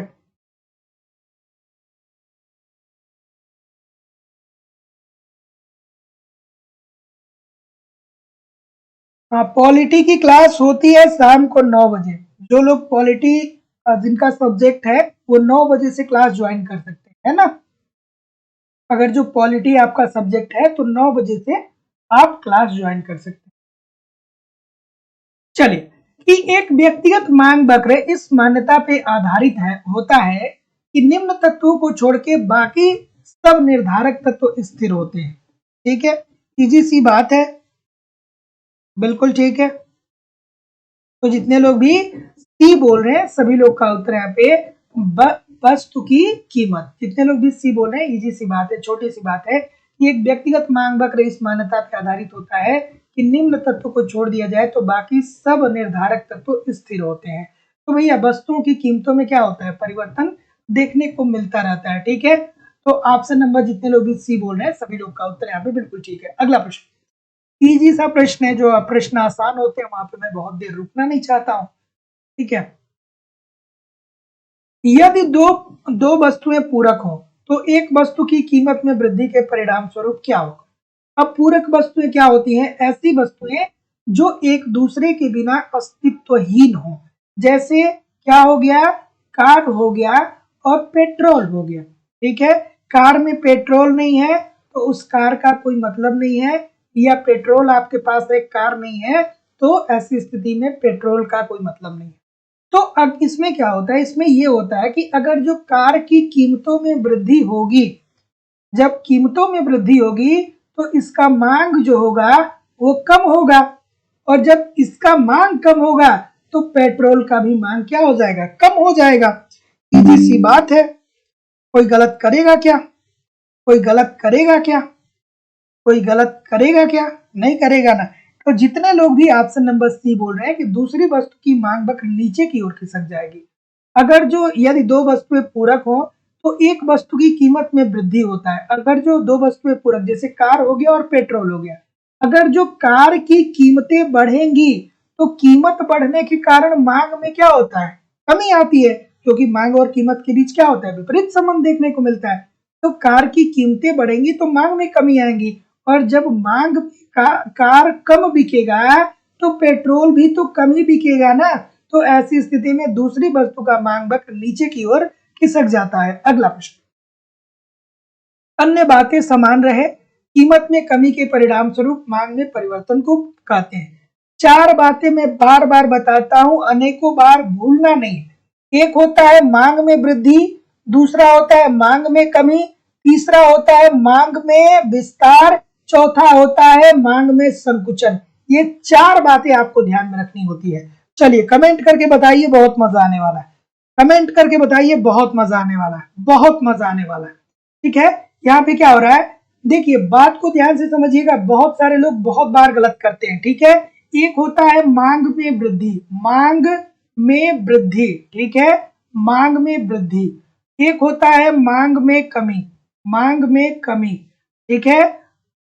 एक होता है मांग में विस्तार, मांग में विस्तार, और अगला होता है मांग में संकुचन, मांग में संकुचन, ठीक है, मांग में संकुचन। तो मांग में वृद्धि कब होती है, मांग में वृद्धि कब होती है, ठीक है। तो मांग में वृद्धि तब होती है जब आपकी आय में वृद्धि हो रही हो, मतलब आप पहले से ज्यादा आय प्राप्त कर रहे हो।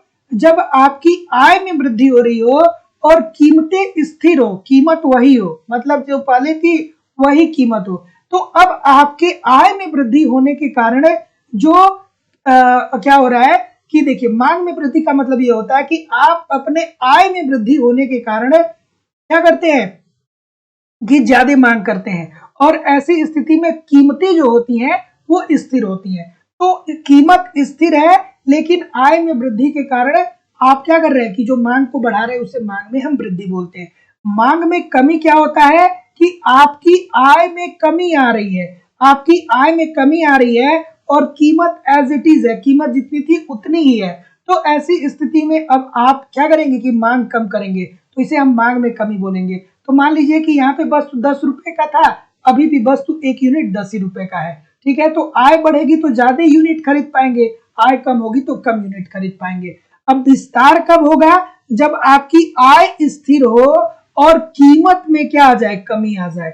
आय स्थिर हो, कीमत में कमी आ जाए। और संकुचन कब होगा, जब आपकी आय स्थिर हो और कीमत में वृद्धि आ जाए, ठीक है, कीमत में क्या आ जाए, वृद्धि आ जाए।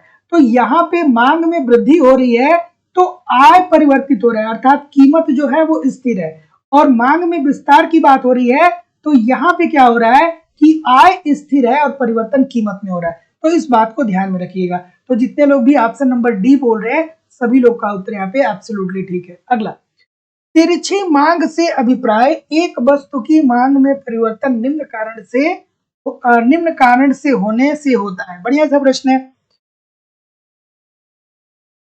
चलिए इस प्रश्न का उत्तर करिए।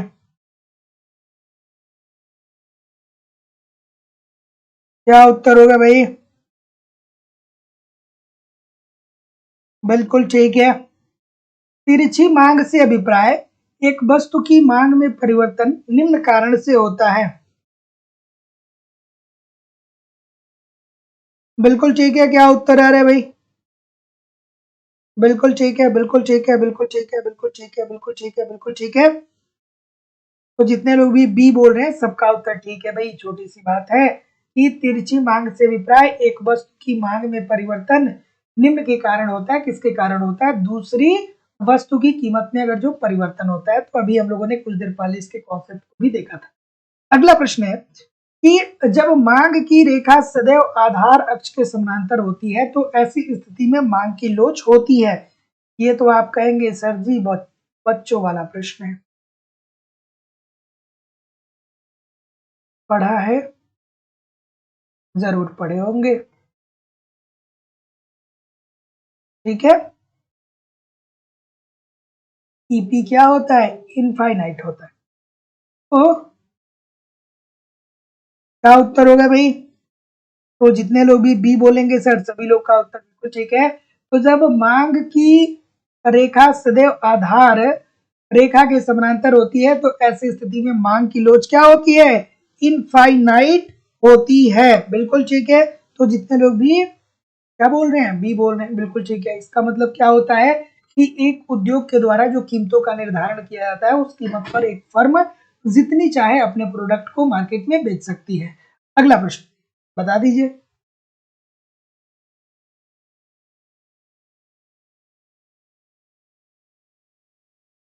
निम्न सूत्र में लोच गुणांक क्या होता है?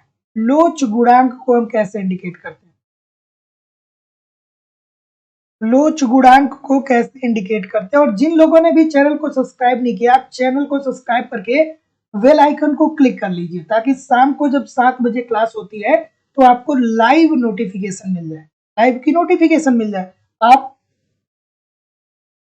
आराम से क्लास को कर पाए और एक रिदम बना रहेगा तो ये सारी चीजें बहुत आसान हो जाएंगी। अगला प्रश्न ये रहा। और कंटिन्यूटी नहीं तोड़नी है। बहुत सारे लोग कंटिन्यूटी तोड़ देते हैं।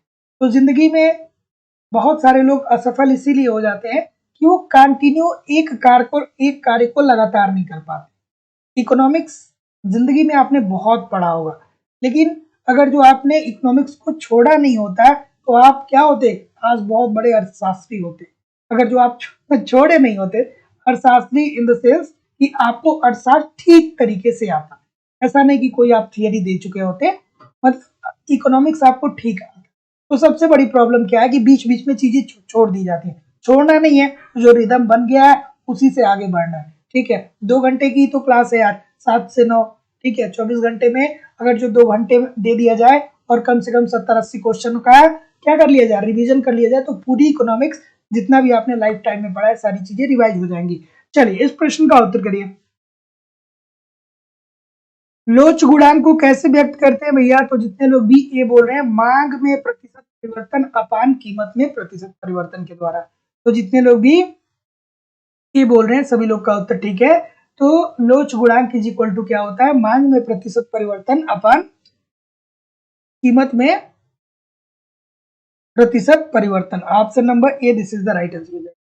अगला, एक वस्तु की कीमत में परिवर्तन के परिणाम स्वरूप जब जो दोनों वस्तुओं की मांग घटती या बढ़ती है तो मांग की तिरछी लोच होती है। इजी सी बात है बच्चों वाली, कोई गलत करेगा फिर वही बात हो गई ना। कौन? पूरक वस्तुओं की बात हो रही है ना। क्यों पूरक वस्तुओं की बात हो रही है? कि एक वस्तु की कीमत में परिवर्तन के परिणाम स्वरूप जब दोनों वस्तुओं की मांग घटती या बढ़ती है तो मांग की तिरछी लोच क्या होगी? क्या होगी सर? ऋणात्मक होगी। बिल्कुल ठीक है, जैसा कि मैंने कार और पेट्रोल का उदाहरण लेके आपको बताया था। अगला, तटस्थता वक्र की निम्न विशेषताओं में से एक गलत है, उसको बता दीजिए भैया। तटस्थता वक्र की कौन सी विशेषता नहीं होती है आपको बेसिकली बताना है। बिल्कुल ठीक है। क्या उत्तर होगा? ऑप्शन नंबर ठीक है, बिल्कुल इजी सी बात है। तटस्थता वक्र क्या होते हैं बताइए? बिल्कुल ठीक है, सभी लोग डी बोल रहे हैं। एक्स एक्स को छूता है। अच्छा भाई, अगर जो डी बोल रहे हैं तो बहुत अच्छी बात है। तटस्थता वक्र क्या बताता है, निम्न विशेषताओं को में से कौन सी एक विशेषता नहीं है, तो तटस्था वक्र का ढाल ऋणात्मक होता है, कुछ इस प्रकार का आपने पढ़ा ही होगा, ठीक है, कुछ इस प्रकार का आपने पढ़ा होगा, बहुत अच्छे से बन पा रहे, ठीक है, ठीक है, बस ध्यान दीजिएगा। क्या होता है, ये ऐसे होता है, ये दो वस्तुओं के, दो या दो से अधिक वस्तुओं के संयोग को प्रकट करता है। अगर जो एक की इकाई को बढ़ाते हैं तो दूसरे में हमें क्या लानी पड़ती है, कमी लानी पड़ती है, ठीक है। तो ये ऋणात्मक ढाल का होता है, वह मूल्य बिंदु की ओर अनुत्तर होता है, मूल बिंदु की ओर, एक दूसरे को कभी नहीं काटे हैं, एक्स अक्ष को छूता है, नहीं भैया एक्स अक्ष को नहीं छूता है। अगला, परिवर्तनशील अनुपातों का नियम उत्पादन की तीन अवस्थाओं की चर्चा करता है, उत्पादन के प्रथम चरण में क्या होता है। चलिए,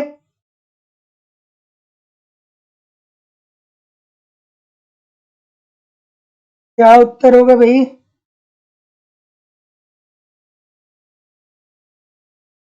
क्यों नहीं, आप थियरी दे सकते हैं, हमारे देखिए बहुत सारे लोगों ने थियरी दिया है, इलाहाबाद विश्वविद्यालय के जेके मेहता जी थे, उन्होंने थियरी दिया है, उनको हम लोग आज पढ़ते हैं। आप भी थियरी दे सकते हैं, है ना, लेकिन थियरी देने के लिए आपको क्या करना पड़ेगा, सिद्धांत को प्रूफ करना पड़ेगा, है ना, पीएचडी करनी पड़ेगी। चलिए, इस प्रश्न का उत्तर करिए, ठीक है, क्या उत्तर आ रहा है भाई। ऑप्शन नंबर डी, जितने लोग भी बोल रहे हैं बिल्कुल ठीक है, ये प्रथम चरण की बात कर रहा है। तो सीमांत उत्पादन बढ़ता है और फिर क्या होता है, गिरना प्रारंभ हो जाता है। प्रथम चरण में क्या होता है भैया, यही तो होता है ना, कि उत्पादन का स्तर क्या होता है, बढ़ता है, ठीक है, और उसके बाद क्या होता है, फिर गिरना प्रारंभ हो जाता है। तो जितने लोग भी डी बोल रहे हैं सभी लोग का उत्तर बिल्कुल ठीक है, option number D, according to the question this is the right answer. अगला, उत्पादन फलन का उदाहरण है, उत्पादन फलन का उदाहरण क्या होता है भाई, बता दीजिए, उत्पादन फलन का उदाहरण है, क्या उत्तर होगा। सर ग्राफ प्लीज, देखिए ग्राफ बनाने में थोड़ा सा, ये जो मेरा मार्कर है ये मेरा साथ देता नहीं है, ठीक है, ये मार्कर मेरा साथ देता नहीं है। चलिए, इस प्रश्न का उत्तर करिए, ये इतना ही साथ देता है कि प्रश्न को ट्रिक किया जा सके, तो इसीलिए जब कॉन्सेप्ट की क्लास होती है तो उसमें पहले से ग्राफ जो होता है वो ड्रा किया गया। क्या उत्तर आ रहा है, डी बोल रहे हैं, बिल्कुल ठीक है। यदि श्रम को हम एल के रूप में, पूंजी को के के रूप में और साहसी को ई के रूप में करें, तो उत्पादन और उत्पादन फलन को क्यू के द्वारा व्यक्त किया जाए, तो Q is equal to function of क्या होता है, एल के ई, एल के ई, और उसी के स्थान पे रख दीजिए Q is equal to function of A B C, A B C की जगह पे एल के ई रख दीजिए, ठीक है। अगला, पूर्ण प्रतियोगी बाजार संबंधी कुछ विशेषताएं दी गई हैं, इसमें से आपको गलत बताना है, ठीक है।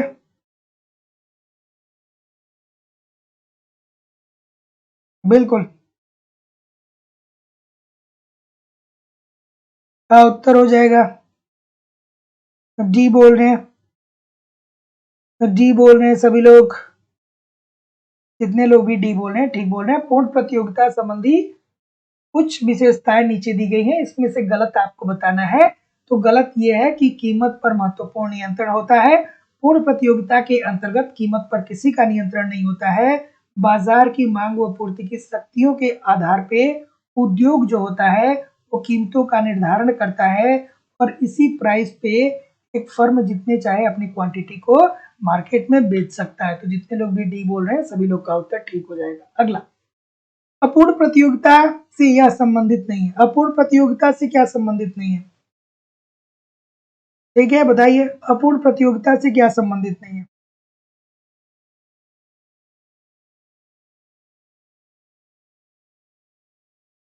चलिए, क्या उत्तर है, भाई बताएंगे आप मुझे, इजी सी बात है, अपूर्ण प्रतियोगिता से क्या संबंधित नहीं है, अपूर्ण प्रतियोगिता में क्या देखने को मिलता है।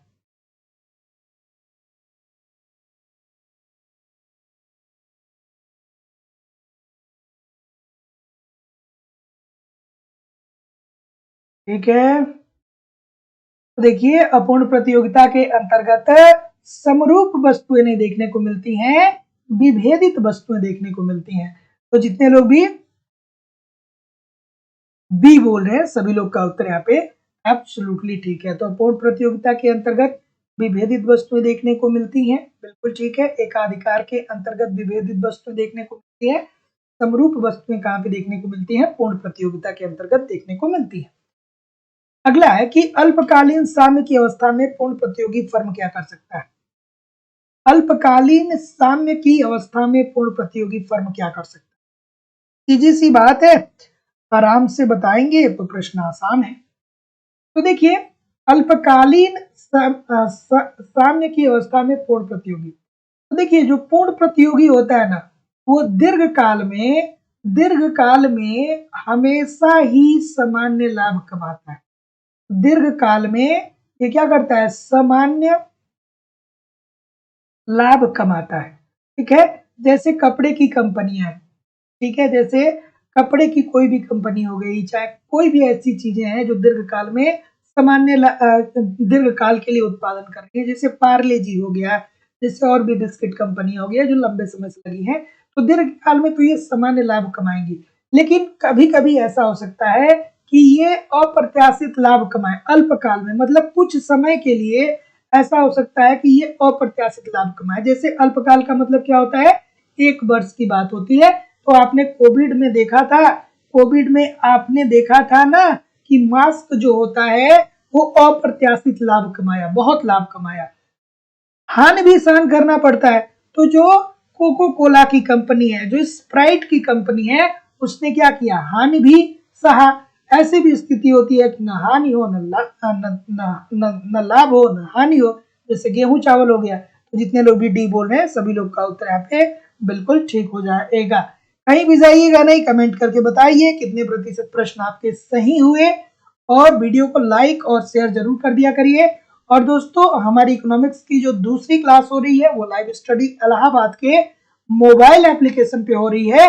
यहाँ पे इकोनॉमिक्स से संबंधित ए टू जेड सारे कॉन्सेप्ट आपको पढ़ाए जा रहे हैं। अगर जो आप ईमानदारी से सारे कॉन्सेप्ट एप्लीकेशन पे पढ़ रहे हैं और YouTube पे प्रैक्टिस कर रहे हैं, तो मैं विश्वास से कह सकता हूं दोस्तों कि आपको कहीं भी इधर उधर से कुछ भी कलेक्ट करने की जरूरत नहीं होगी।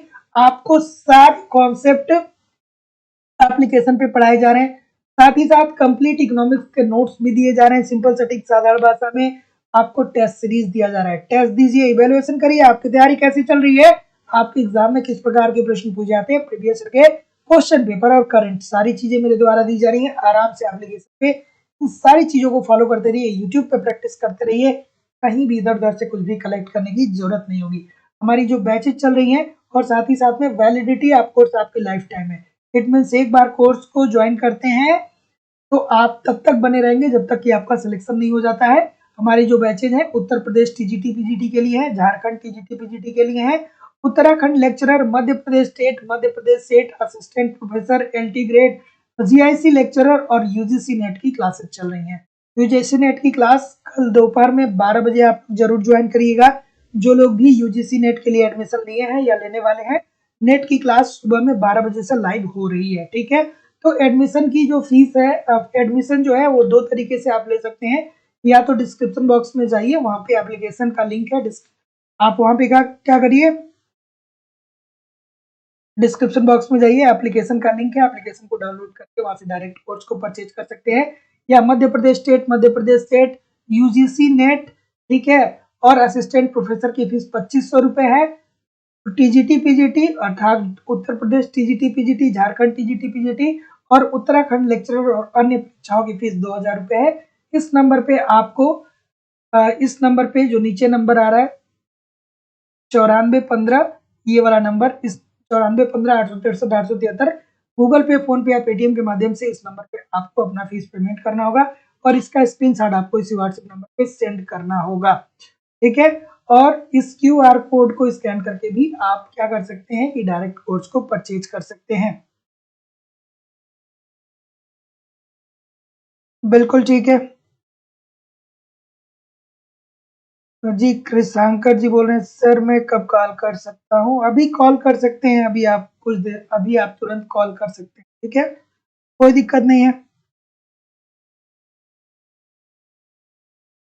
तो thank you very much everybody.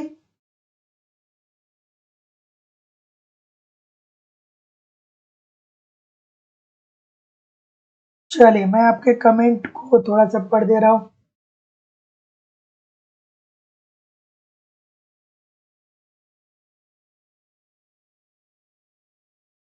अरुधत्ती देवी जी, दुर्गा जी, सदानंद मिश्रा जी, लाल बहादुर जी, दीक्षा सिंह जी, अफजल हसन जी, राधिका जी, तस्नीम खान जी, रितिका जी, अफसाना सिद्दीकी जी, रश्मि तिवारी जी, अशोक कुमार राजपूत जी, सुमन शर्मा जी, श्याम मिश्रा जी, तस्नीम खान जी, सुंदरी कुमारी जी, अमरेश यादव जी, नैना यादव जी, देवेंद्र जी, बबीता त्यागी जी, अर्चना श्रीवास्तव जी, विकास Kumar Mishra ji, Sadanand ji, Ashok Kumar Rajput ji, I M G, Ali कंबर जी, राजन सिंह जी, पुष्पिता जी,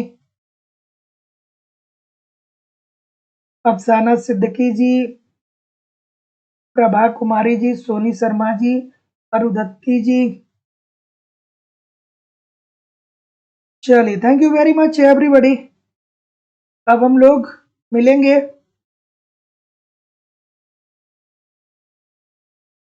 अगले क्लास में। तो आप लोग पढ़ते रहिए, कल मिलते हैं शाम को ठीक नए उत्साह नए एनर्जी के साथ। तब तक के लिए जाते जाते वीडियो को लाइक करते हुए जाइए, शेयर करते हुए जाइए। नमस्कार दोस्तों, धन्यवाद।